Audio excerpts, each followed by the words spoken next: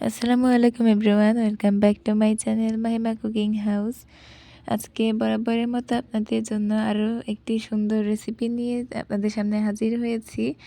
এই রেসিপিটা ধরতে পারেন মিক্সড, একটা রেসিপি দিয়ে দুইটা তৈরি করে ফেলতে পারবেন খুব সহজেই।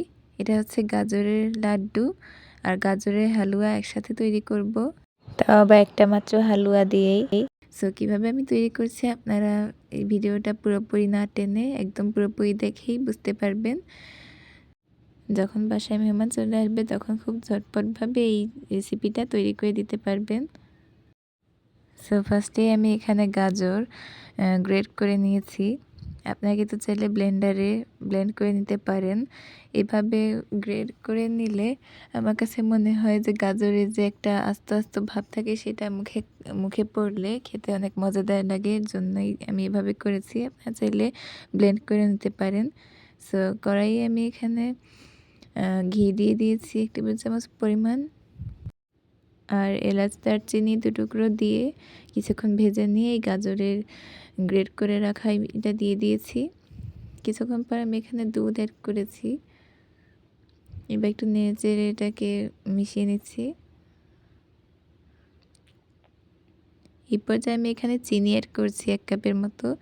মিষ্টিটা আপনারা যে যতটুকু খেতে পছন্দ করেন ততটুকু পরিমাণ চিনি দিবেন। এটা পুরোপুরি আপনাদের উপর ডিপেন্ড করে।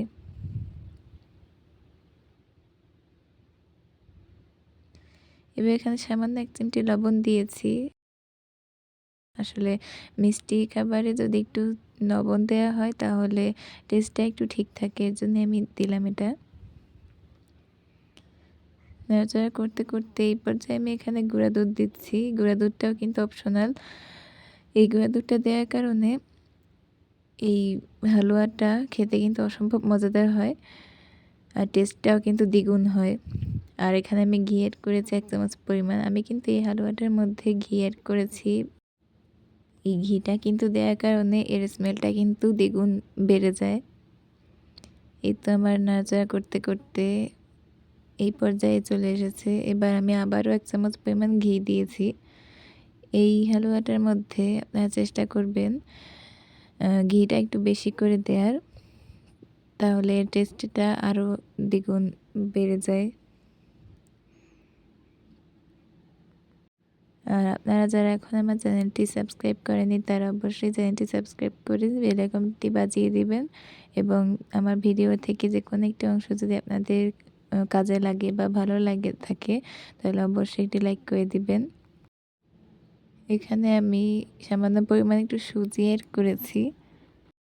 আর এই হালুয়াটা তৈরি করার সময় কিন্তু নাড়াচাড়া করতে হবে। নাড়াচাড়াটা কিন্তু স্টপ করা যাবে না, অনবরত এটাকে নেড়েচেড়ে তৈরি করতে হবে। এবার ভালোভাবে নেড়েচেড়ে হালুয়াটা তৈরি করে নিতে হবে। যতক্ষণ না পর্যন্ত কড়াইয়ে গা ছেড়ে না দিচ্ছি হালুয়াটা, ততক্ষণ পর্যন্ত এটা এভাবেই চুলায় রেখে দিতে হবে। আর ভালোভাবে তাড়াতাড়ি নাড়াচাড়া করতে হবে। আর এরই মধ্যে কিন্তু আমার হালুয়াটা তৈরি হয়ে গেছে। এটা আমি এখন পরিবেশন করে নিচ্ছি। কিছুটা দিয়ে আমি এখানে হালুয়া তৈরি করেছি।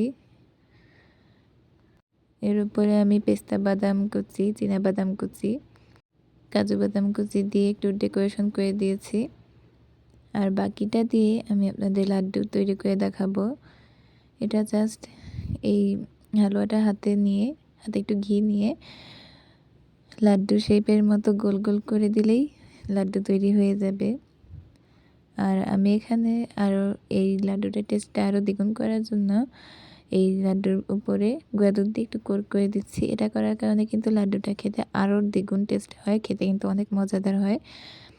আর এই হালুয়াটা যেটা আমি তৈরি করেছিলাম সেটার উপরে আমি একটু গুঁড়া দুধ ছিটিয়ে দিচ্ছি।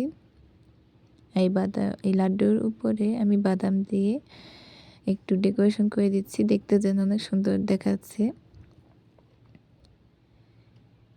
আর এই গুঁড়া দুধ দিয়ে কোট করাটা কিন্তু পুরোপুরি অপশনাল, আপনারা চাইলে দিতে পারেন আর চাইলে নাও দিতে পারেন। এটা দেওয়ার কারণে খেতে মজাদার হয়ে থাকে অনেক, এই জন্য আমি এটা অ্যাড করেছি।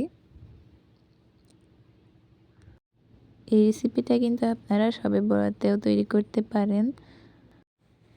ঈদে বা যে হঠাৎ যদি বাসায় মেহমান চলে আসে তখন, বা ঈদে হঠাৎ যেমন ধরেন বাসায় গাজর থাকলো, হঠাৎ কেউ চলে এলো, তখন কিন্তু এটা ঝটপট তৈরি করে দিতে পারেন। মেহমানদেরকে আপনারা বসিয়ে রেখেই কিন্তু এই রেসিপিটা তৈরি করে দিতে পারবেন খুব সহজেই। আর এই রেসিপিটা যদি আপনারা একবার বাসায় তৈরি করে থাকেন তাহলে অবশ্যই কমেন্টে জানাবেন, আর কেমন খেতে হয়েছে সেটাও জানাবেন। আর আপনারা যারা হালুয়া বা লাড্ডু তৈরি করতে পারেন না, তারা আমার এই রেসিপিটা দেখে খুব সহজেই তৈরি করে ফেলতে পারবেন। বিশেষ করে নতুন রাঁধুনি যারা আছেন তারা অবশ্যই এটা তৈরি করে ফেলতে পারবেন খুব সহজে। আর আমি যেভাবে একটা মিশ্রণ দিয়ে দুটো রেসিপি তৈরি করে আপনাদের দেখিয়েছি, এভাবেও কিন্তু আপনারা চাইলে করতে পারেন আমার মতো। আর সত্যি বলতে এই দুটো হালুয়া আর লাড্ডু কিন্তু খেতে অসম্ভব মজাদার হয়েছে। আপনারা প্লিজ একবার বাসাটা তৈরি করে দেখবেন। সো আজকে আমি আর কত কথা বাড়াবো না। সামনের রেসিপিতে আপনাদের জন্য আরেকটা নতুন রেসিপি নিয়ে হাজির হব। ততক্ষণ পর্যন্ত আপনারা সবাই ভালো থাকবেন, সুস্থ থাকবেন। সবাইকে বিদায় জানাচ্ছি। আল্লাহ হাফেজ।